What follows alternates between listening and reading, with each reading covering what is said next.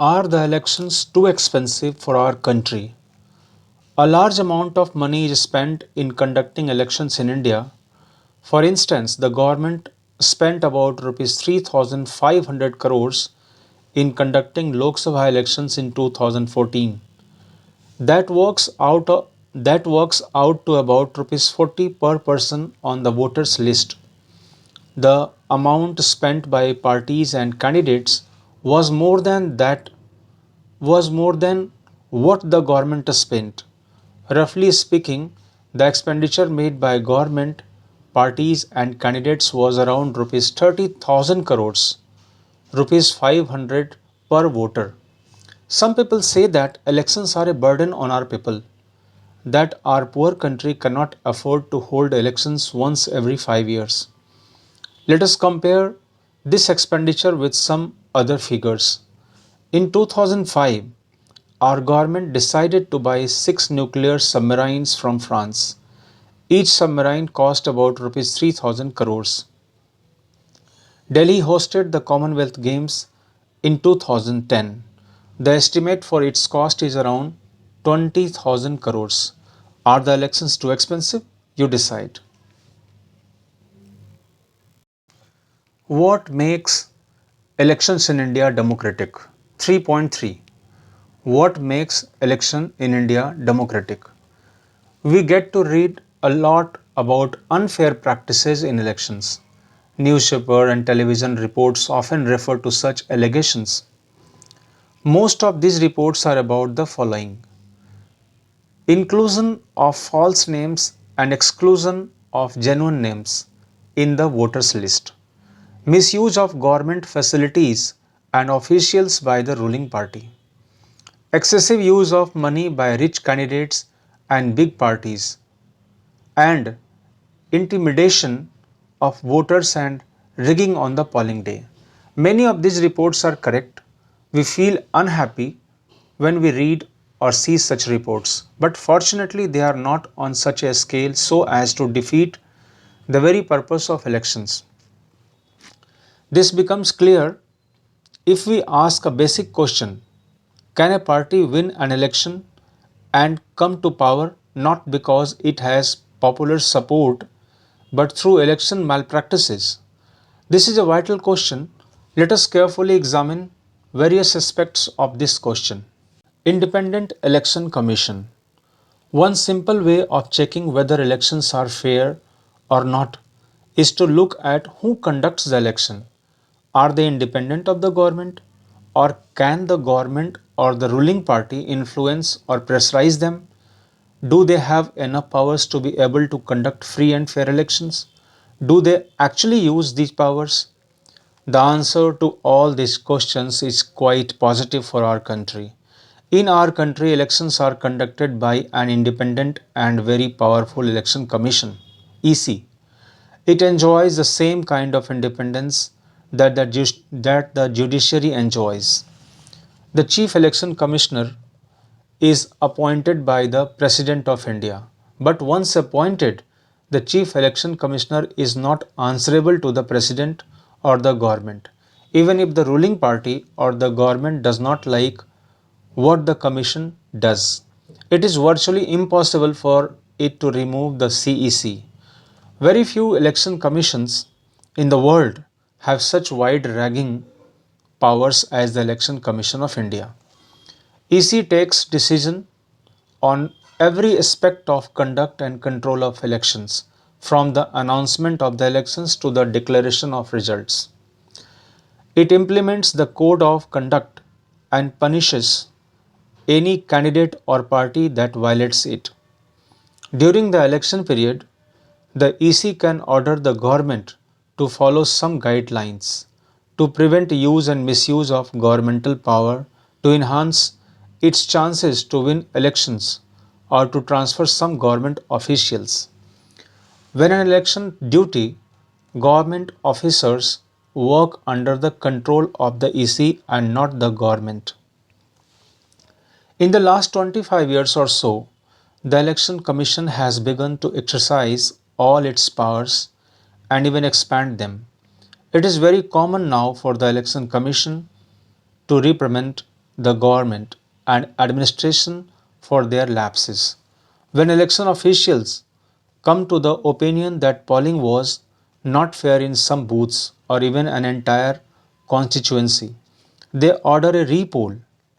The ruling parties often do not like what the EC does, but they have to obey.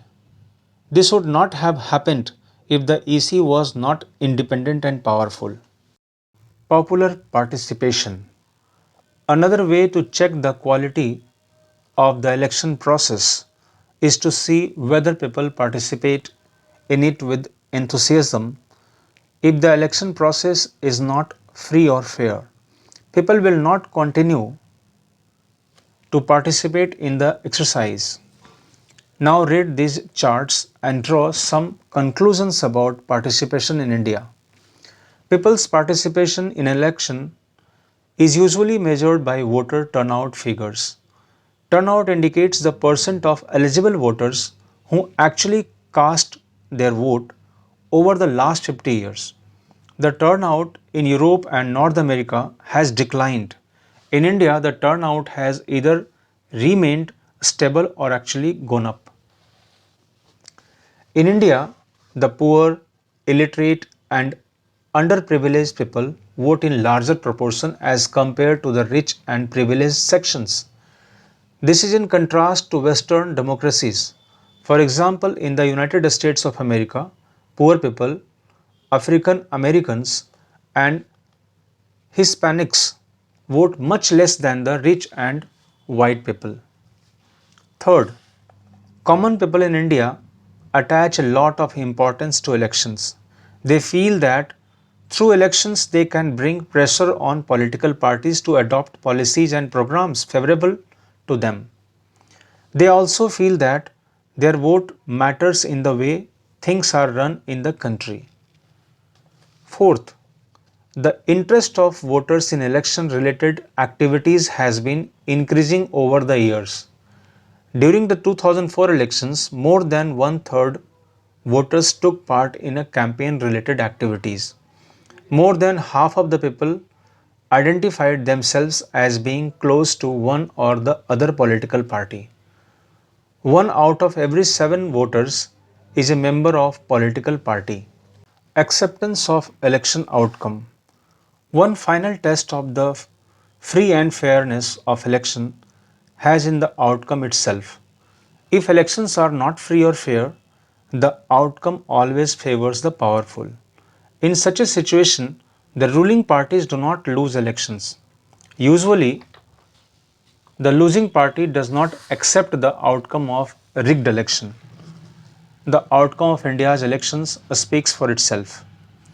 The ruling parties routinely lose elections in India both at the national and state level. In fact, in every two out of three In fact, in every two out of the three elections held in the last 25 years, the ruling party lost. In the US, an incumbent or sitting elected representative rarely loses an election. In India, about half of the sitting MPs or MLAs lose elections. Candidates who are known to have spent a lot of money on buying votes and those with known criminal connections often lose elections. Barring very few disputed elections, the electoral outcomes are usually accepted as people's verdict by the defeated party. Challenges to free and fair elections. All this leads to a simple conclusion. Elections in India are basically free and fair. The party that wins an election and forms government does so because people have chosen it over its rivals. This may not be true for every constituency. A few candidates may win purely on the basis of money power and unfair means, but the overall verdict of a general election still reflects popular preference. There are very few exceptions to this rule in the last 60 years in our country. This is what makes Indian elections democratic. Yet the picture looks different if we ask, deeper questions. Are people's preferences based on real knowledge?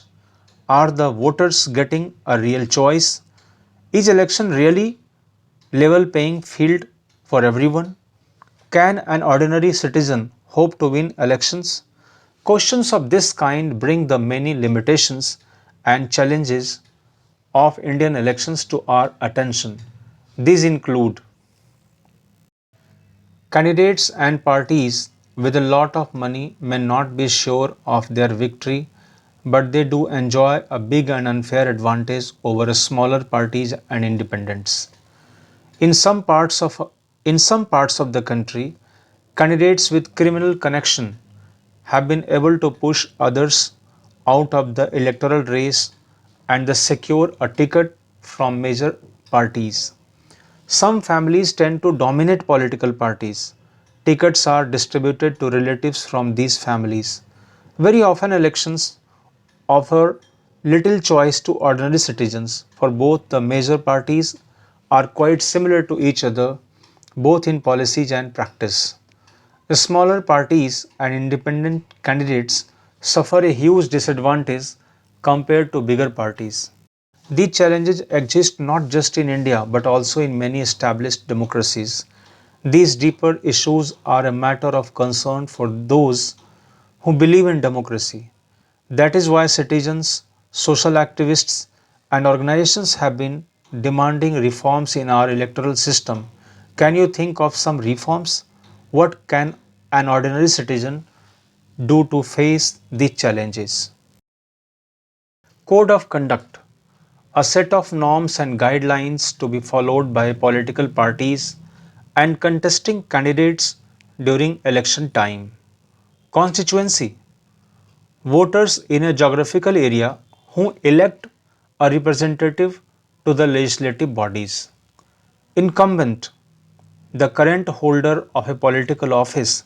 Usually, the choice for the voters in elections is between the incumbent party and candidate and those who oppose them.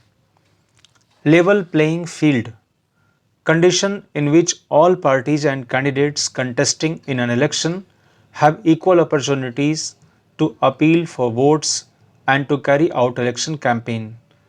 Rigging, fraud and malpractices indulged by a party or candidate to increase its votes. It includes stuffing ballot boxes by a few persons using the votes of others, recording multiple votes by the same person, and bribing or coercing polling offices to favor a candidate. Turnout, the percentage of eligible voters who cast their votes in an election.